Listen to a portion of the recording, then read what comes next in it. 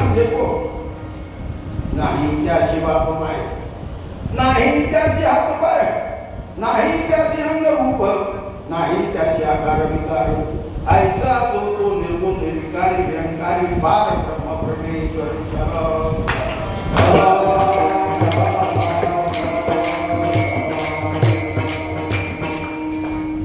ईश्वराने सृष्टी निर्माण करते वेळेस एक येवणी बाकी राहिली, तेव्हा त्यांच्या लक्षात आले की आपली फार मोठी चूक झालेली आहे. जेवढ्या एवढ्या तयार केल्या त्यामध्ये आपलं नाव घेणारा एकही नाही. आहेत का? अंड्याची खाण, अंड्यामधून पैदा होणारे पक्षी नाव घेतात? नाही. एका कोंबडीच्या पिलाने आईला विचारलं, आई आम्ही दसऱ्याच्या आधी 25 भावंड होतो, आता एकटाच झालो, कुठे गेले? ती म्हणाली का त्यांना मोक्ष मिळालं? नाही. ती काय म्हणाली? बेटा आपला जन्म लोकांना खुश करण्यासाठीच असतो. ती नाही म्हणाली की त्यांना मोक्ष मिळाला. त्या एवढीला कळालं का मोक्ष काय आहे? नाही. ज्यावेळेस काम बकरीच्या पिलाईने तसंच विचारलं, आई दसऱ्यापूर्वी आम्ही 20 भावंड होतो, चुलत भाऊ, आम्ही भाऊ, मावस भाऊ, आता एकटाच राहिलो. आई म्हणाली बेटा तुला सर्दी घालती म्हणून वाचला नाही तर तुझाही नंबर होता. म्हणजे त्याचीही आपल्यालाही पण कळालं नाही की ही एवढी कशासाठी आहे आणि मोक्ष कशाला म्हणतात, ईश्वर कोण आहे, कसा आहे, त्यालाही माहित नाही. स्वतःच्या बीजापासून उगवलेली ही वृक्षवल्ली त्यांनाही माहित नाही आणि ही पहाड त्यांनाही माहित नाही की आम्ही उदयाला कशासाठी आलो आणि जाणार कशासाठी आहोत, त्यांनाही माहित नाही.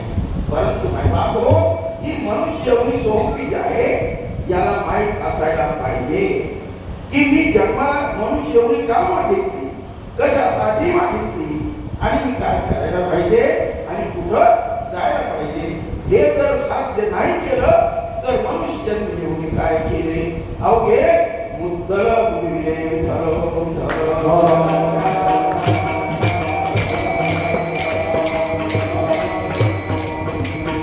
मग या एवढी कळायला पाहिजे. म्हणून ही मनुष्य एवढी आहे. आता आपल्याकडे काही एवढीच माणसं आहेत का या गावामध्ये? आपण म्हणजे एवढीच लोक आहेत ना. परंतु माय बाप हो, कबीर म्हणतात सिंहों की ना लेडी, हंसों की नहीं बात, लालों की नहीं बोलियां, और साधन चले जमात रे भैया, साधन चले जमात, साधन चले जमात रे भैया, साधन चले जमात, साधन चले जमात, साधन चले जमात, साधन चले जमात.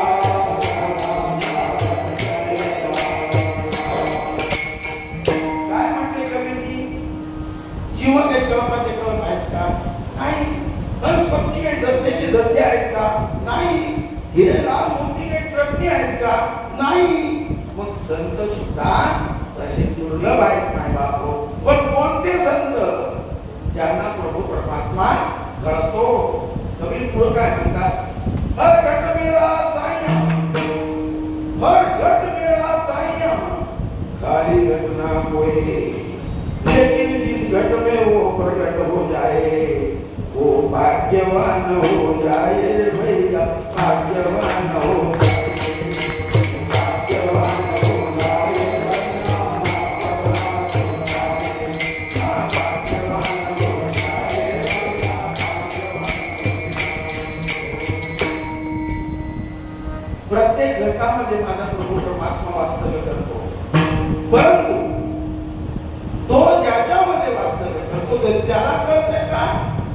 नाही. जर कळत असेल तर तो भाग्यवान आहे. एका ठिकाणी तुकोबारा पंढरपूरला वारीला नेहमी जायचे. एका वारीमध्ये प्रभू परमात्माने दर्शन देऊन टाकलं. पांडुरंगाने रडू लागले.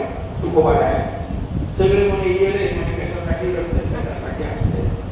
परंतु पांडुरंगाला प्रश्न पडला, माझा एवढा प्रिय भक्त रडतोय, काहीतरी मागण्यासाठी रडत असेल.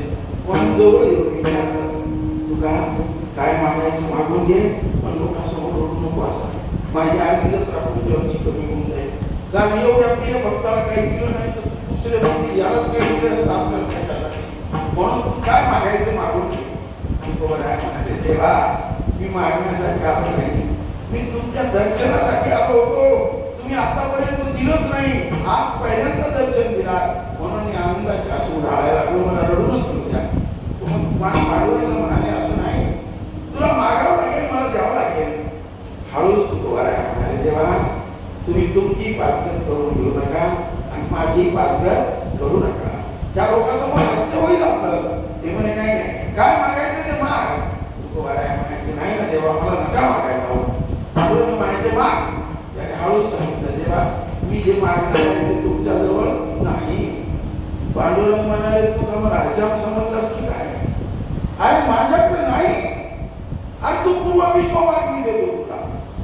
तुकोबाराय म्हणाले मला विश्व नको काही नको मग मी मागू. म्हणे मागा. देव वसे चित्ती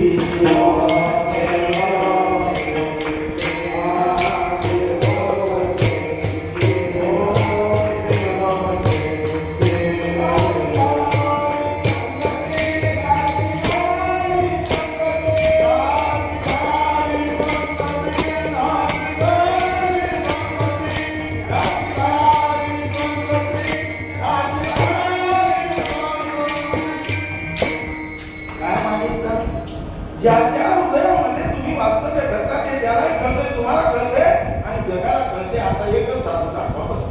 माझ्या आयुष्याचं काय दाखवा मला बाकी काही नको. तुकोबाराय म्हणाले ते पंढरपूरमध्ये 10-20 लाख आडवे उभे गंध लावून फिरायला लागले. त्यांच्यात पांडुरंग नाही, ईश्वर नाही. ते म्हणाले निसंकोच त्याच्यात आहे, परंतु त्यांची त्यांना जेव्हा पाहिजे तेव्हा प्रगट करता येतो का? ते म्हणे ते कुणाला कळावं म्हणे तुम्हाला कळायला पाहिजे ना, त्यालाही कळायला पाहिजे. पांडुरंग म्हणाले काय करतो पूर्ण पंढरपूर फिरून येतो तसा भेटला त्यासाठी घेऊ. पांडुरंग पूर्ण पंढरपूर फिरले, परंतु सगळे आलेले कसे होते? बापू शेजाऱ्याचं विकायला निघून जाईल मला घरीच भेटू. हा आणि एवढंच नाही, त्यांनी काय मी एक बॅग कापसाची लावली ना 300 क्विंटल होऊ दे. एक थैली हायब्रिडची पेरली 200 पोते होऊ दे. ते भिकार सगळे मागायलाच गेले. कुठून या नामाच्या बारी दे दे म्हणते हरी. तिथं पांडुरंगाला दासते एक अभंगात दिलं होतं. काय लावली शेवट भक्ताना तुडोडी वाट पाहे वारकरी कार्तिक या शाळी. वर्षभराचे पुढे सारे तुझ्या दारी सोडी. म्हणजे आम्ही वर्षभरी रागाव धंदे करायचे आणि तिथं गटोडे नेऊन सोडायचे. याच्यातून मला बाहेर का हे असे विकारचं भक्त आहोत आम्ही. त्या पांडुरंगाला अडचणी टाकून आपण अडचणी देतो. म्हणून तुकोबाराय म्हणाले देवा तुम्ही अशा काही भानगडी मामाला नका सांगू.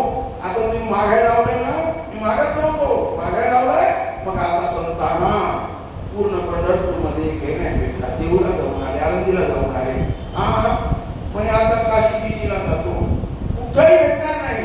का भेटणार नाही? तशा प्रवृत्तीचा एकही साधू संत सध्या नाही. मग पांडुरंगाने तुकोबारायला सांगितलं तुका तू म्हणलास ते खरं आहे म्हणून का म्हणायला आपण प्रमाण का द्यायला नाही बापू हे की आम्ही हरी म्हणायचं कुणाला? हरी कोण आहे? तसे जाणणारे किती आहे?